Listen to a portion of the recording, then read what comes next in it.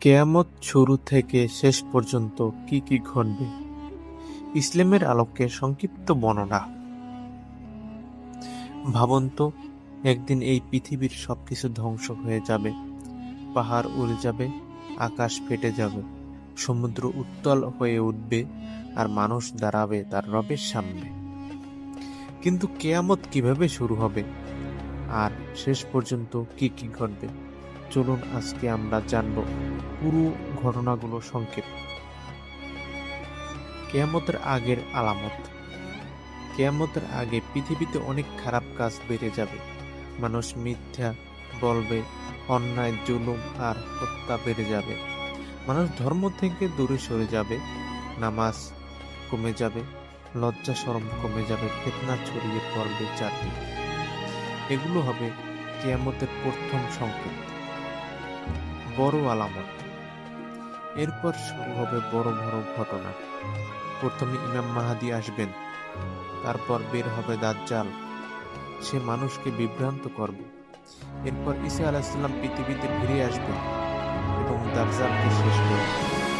তারপর বের হবে ইয়াজুজ মাজুজ এবং তারা পৃথিবীতে বিশেষ ধ্বংস চালাবে। সর্বশেষ সূর্য পশ্চিম দিক থেকে উঠবে। এটাই হবে কিয়ামতের বড় সংকেত। তারপর পৃথিবী ধ্বংস হয়ে যাবে।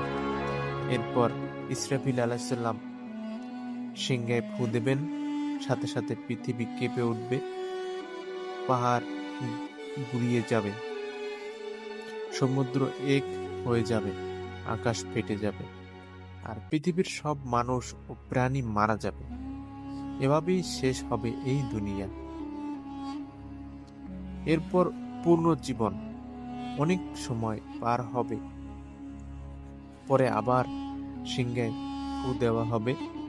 তখন পৃথিবীর শুরু থেকে শেষ পর্যন্ত যত মানুষ এসেছে সবাই জীবিত হবেন, সবাই কবর থেকে উঠে দাঁড়াবে এবং আল্লাহর সামনে হাজির হবেন।